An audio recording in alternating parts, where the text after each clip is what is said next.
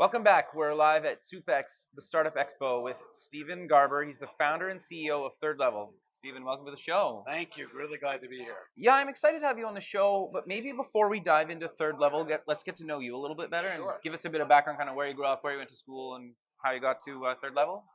Okay, so I'm from Boston, Massachusetts, originally actually Belmont, Very cool. which was right next to Cambridge. So I Sure. grew up in that kind of community, a bus ride away. Nice. Wonderful place to grow up. Yeah, Boston's beautiful. Yeah, Boston's Yeah. a great place. And it was back at a time when it was a lot safer to grow up, if you will. We actually used to ride our bikes everywhere. And then I went to school both at Vassar. I was in the second class of men at Vassar. Nice. And then transferred back to Tufts. And at Tufts, I started to really develop this idea that the best way to run a business was to listen to the people who actually are in that business. Smart. So I had a job at a hotel company, and they changed everything without asking the staff what they thought of those changes. Wow. And it was a complete mess. Sure. So I wrote my thesis about the how you do change in an organization and it actually used to be called worker control. And that was not a good thing to say to people. Yeah, that's a weird title. Right. That was what the title, that was what the genre was called. It's now called empowerment. But it's the same idea that the people who actually serve your customers or who do the blocking and tackling of your business, Sure. those are the people that you should really at least listen to understand what is going on and what an effective a change will be. Sure. So that led me to, believe it or not, I went over to Amsterdam and I lived and worked in Amsterdam for 7 years. Nice. Ended up with my own businesses and became a boss. Okay. So I learned about the other side of it is like managing people. Right. In fact, if they don't like you in Amsterdam, they wish you lots of personnel. That's the biggest curse they can give you. Came back to the U.S. and then got into personal growth. Okay. Took a year off. Got into my personal growth. I had great success, great failure, great success, great failure. Wanted to know why. Okay. So I took a sabbatical year, went on my own journey, and ended up deciding that was the work I really wanted to do, which is personal growth, helping people realize their potential. And then people would say, could you do this for my business? And I got to marry my two passions, developing people and doing better business. Got real lucky over in London, long story, that my first big break was a water utility there. Okay, and we did a very unusual set of circumstances, and became the coach to the CEO and the executive team.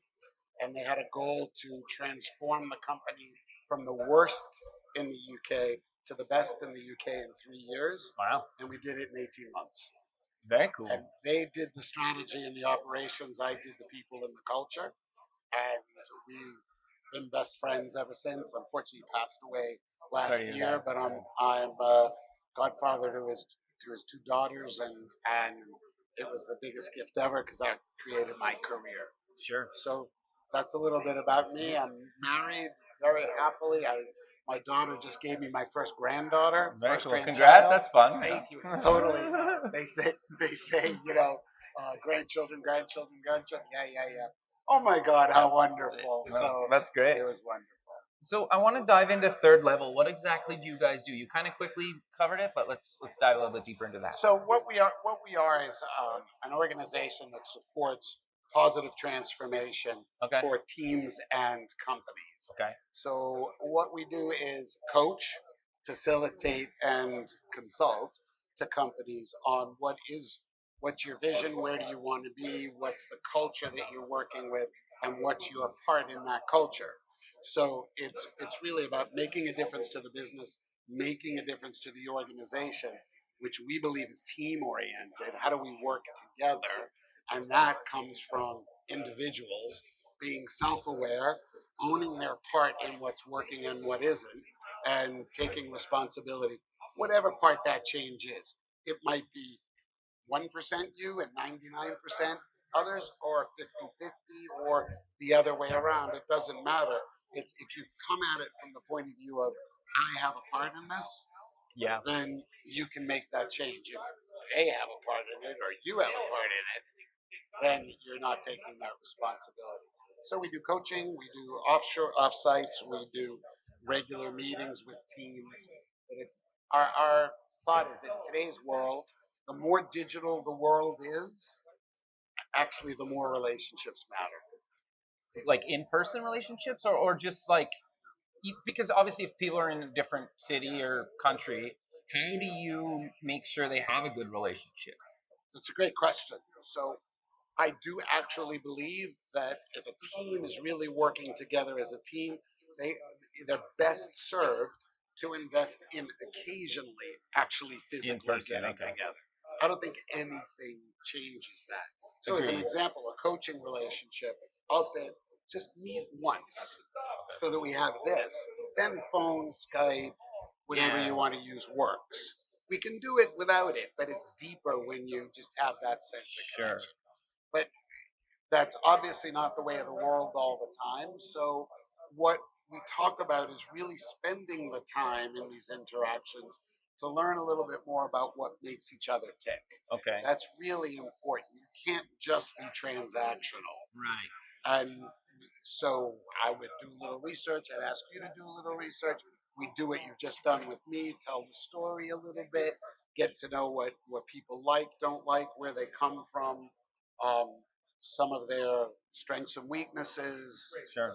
and you need to be able to do that because when the going gets tough, and it will always get tough Yeah. at some point, you Sure. need to draw on that relationship bank. Right. You know, that sense of connection, trust, vulnerability that really makes a great relationship. Sure. So you guys talk about emotional intelligence. What does that mean to you guys? And why do you think it's so important? Well, um, sort of just what I just said Yeah. is a big part of it. So what we would say to people is that there are three parts in today's world. There are three parts of a relationship or success in this digital world. There's TQ. You have to have technology. Yeah. You have to have it. I am not the guy to help you with that. And IQ, you need smart people. Sure. So everybody likes to believe they have the TQ and the IQ, or they're going to develop the TQ as part of Sure. the mission. But what really makes companies work better is when there's relationships. And EQ is our ability to understand ourselves and others and manage ourselves and others more effectively in the workplace. Okay. Or manage, more than manage others, manage relationship. Sure. So I don't want to manage you, but I want to manage our relationship effectively. Interesting. So that to me is what emotional intelligence is. That is a unique kind of take on that, right? Like I think a lot of probably your competitors don't focus on that kind of stuff, at least in my experience. So thank you. I'd like to think it's a unique proposition. There are many people out there working with emotional intelligence.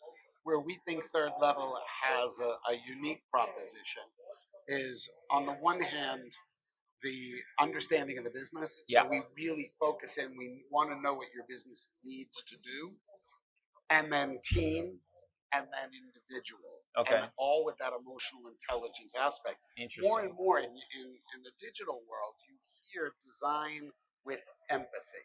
Right. Okay, empathize for your client. What are they going through? That is emotional intelligence.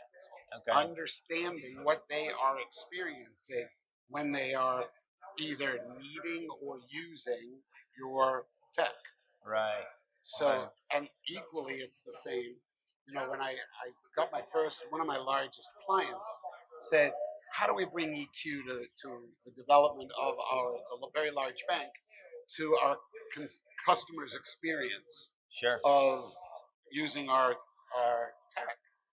And I tried to come up with a really sexy, smart answer. Sure. And at the end of the day, the answer was by having really emotionally intelligent people design that tech. By working well together, knowing, having them sense the experience when they test it, when they learn, when they fail, when they try again. Sure. To pay attention to the EQ of when you do your case studies or your focus groups. Interesting. So, give us some examples of different verticals you guys work in, or do you kind of, it doesn't really matter, or how does that kind of work? You're asking really good questions. So on the one hand, I would tell you it doesn't really matter Okay. because it's people and it's people Okay. working together. It matters from the point of view of we're going to be much more effective if we know your business. Sure. So in that sense, we either will learn your business, and look, I don't know anything about banking Okay. really, Sure. but I do understand because financial services is one of our absolute verticals. Right. We understand what's going on in the financial world now, in fintech, in banks, what's changing. The Capital One ad that we all see blowing up the bank, and it's something different. Happened to work with the gentleman who designed that program. Oh, interesting. And he tells a great story about teaching bankers how to be baristas. Interesting. That type of thing. So financial services, and utilities Okay. are where we have a great deal of experience, and consulting, companies that do consulting, because the consultants need to work together well. Sure. They need to work well with their clients. No, that makes sense. So, do you find though, even in the different verticals that you guys play in, the problems are similar or different, or does it really depend? So there's both. There's similarity and difference. The similarity is it's all about people working well together. Right. It's all about listening to each other. It's all about solving problems. It's about parking the hidden agendas at the door, getting the real issues on the table and resolving them, not parking them or kicking them down the road. Great companies will do that. But how do you get people to open up? Because that's got to be challenging. It's like, well, this guy's a stranger. The first day they meet you, you come in, and you're basically telling them, okay, you need to honestly tell me the problems here, or at least what you see, and then you hear it from kind of a bunch of different sides, and then you kind of piece it all together? Or how does that work? That's But how do you build that trust almost immediately? You're asking really good questions. So one of the things we do is we use this kind of fun, fast profile assessment. Takes 4 minutes. Okay. 28 questions. Okay. Instant. You're done. You hit go. You get your profile. Okay. Just the discussion of the profile, right or wrong, gets us into discussing how you see the world, how the world sees you, what your behaviors are. That's one. Two is, my team and I have been doing this for a very long time. So we can see where people are comfortable going, not comfortable going. Right. Reframe things that are being said that'll deepen the conversation and end up having a better sense of it. Now, do we become fast friends with complete vulnerability immediately? No, it's a process. Which is why we'll say it takes some time to do it. Right. We have fun. Sure. People learn more when it's fun. Yeah. And it's more memorable, right? Yeah. Exactly. And generally speaking, I don't know if you had one, but I had a couple of people as a child in my childhood that were sort of like the benevolent uncle that you could go talk to. That was, you would open up a little. You might complain about mom and dad a little bit. You might share that, and you sort of knew that it was going to get back to them, but it still felt better to talk to them about it. Sure. So sometimes that's kind of the role we play. Interesting. Yeah. There is confidentiality, absolutely. Sure. Until there's a theme. We also do a survey. So the first is sort of a profile. The second one's a survey, which is based on Patrick Lencioni's 5 dysfunctions of a team, where these things emerge data-wise. And we can see what kind of things are being well done in terms of high-performing team and what aren't. Okay. And then how do you bridge the gap between the different generations? Because obviously different things motivate different, types of people and in their different generations. So you're absolutely right. Diversity is a very big part of what we need to be sensitive to. Sure. So that diversity is generational, it's obviously cultural, gender, it's cultural, it's educational. There's so many different parts. So we try not to put people into particular baskets, but have them be how they show up, how they choose to present. Interesting. Yeah, because I guess in every generation there's like people that are completely motivated and totally unmotivated, and that's been since the beginning of time, right? Yeah. Now, having said that, there is no question that the younger generation, whether we call it Gen X, Gen Y, or millennials, they need a sense of purpose. Sure. And they need a sense of ability to learn and grow that they will develop. Right. Well, the truth is, those are 2 tools we celebrate no matter how old you are, no matter what business you're in. Why? Everybody's motivated by why. Do you have children? Yeah, I have two. Okay, how old are they? 4 and 2. Perfect. So what's the 2-year-old ask all the time? What's the question the 2-year-old asks you all the time? There's a bunch of them. Off the top of my head, I don't know. What are you thinking? Why? Oh, yeah, okay. Why? Well, they both asked that. Okay. Why? So I remember being a sort of an older friend to a 2-year-old next door, and he would drive me crazy with why all the time. Yeah, constantly. Yeah. But it's actually an innate human desire Okay. to understand. We Interesting. all have, so why do we do this? Why does that work that Sure. way? Why is it what we do? So when a company has a really clearly articulated why, and a team has a clearly articulated why, and the individual has a clearly articulated why, you end up with a tremendous sense of alignment and passion and togetherness. If they don't line up, yeah, then that doesn't work. So okay. I think every generation responds well to why, this sense of why. And everybody wants to learn and grow. Sure. Now, work ethic, that's one of the things that is seen differently. There are a lot of young people here. They're not lazy. Fair enough. They're not lazy. So we have to celebrate how they work, why they work, how they work, what they do, and do the best to line those up. And then I would also assume that you need to tell the people that don't understand how others kind of work, like sorting that out and kind of saying, well, no, this person needs to be managed like this person needs to be managed like that, et cetera, right? Yeah, we're all motivated by different things. So that's part of the profile. Okay. So for me, as an example, if you tell me that my job is to constantly put things in a structure and an order and give it, right down to the lowest detail. Yeah. I mean, don't ask me that. But if you ask me to do what I'm doing with you now, talk about what we do, connect with people, facilitate a room, I couldn't be happier. Now, some people, public speaking, and you talked about that for yourself. Some people, the idea of really connecting with another person, I don't want that. But you tell them, look, I want you to give me a process that gets me from here to here, and outline the steps so it's repeatable and sustainable, and then there are people, so I need people around me that love that. Right. Okay. Totally. If you want someone who's going to think about, here's one that drives a lot of people crazy. Well, what could go wrong? Let's talk about what could go wrong. Let's talk about, have you thought about the impact this might have on that? Well, you're ruining the vibe, dude. I want to just, but they're incredibly valuable. Sure. Yeah. So to have somebody on the team that we all say, okay, tell us what could go wrong. Give us the risks that we're taking. We're all up there and all the great ideas and the connection and the passion. It'll save us a lot of time and money. So rather than that being a negative, how do we celebrate that? So we'll call those things up to consciousness, and to have them be celebrated rather than avoided.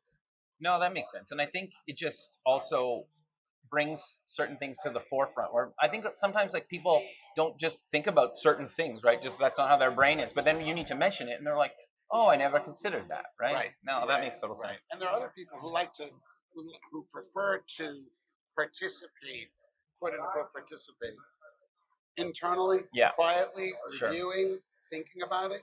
Now that could be interpreted as disengaged or something's wrong or, not real involved. Excuse me. But actually, it's just their way of working. So you have to learn to ask them, so what do you think?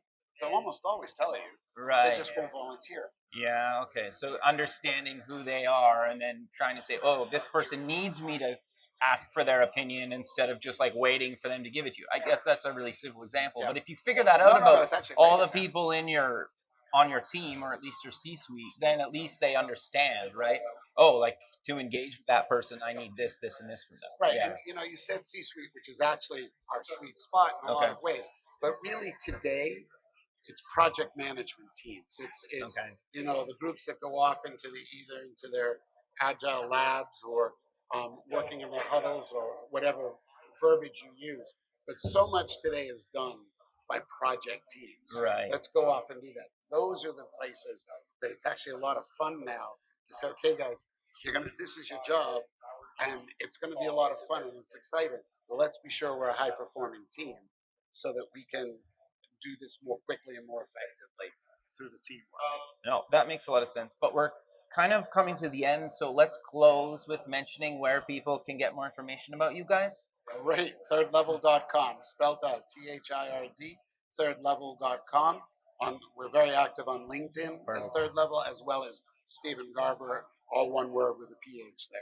Perfect. Yeah. Well, Stephen, thanks for taking the time of your Thank day to be on you. the show, and sure we'll keep in touch and talk soon. I hope so. Thank All right. you very Thank you. much. Really Okay. enjoyed it. Bye. Great questions.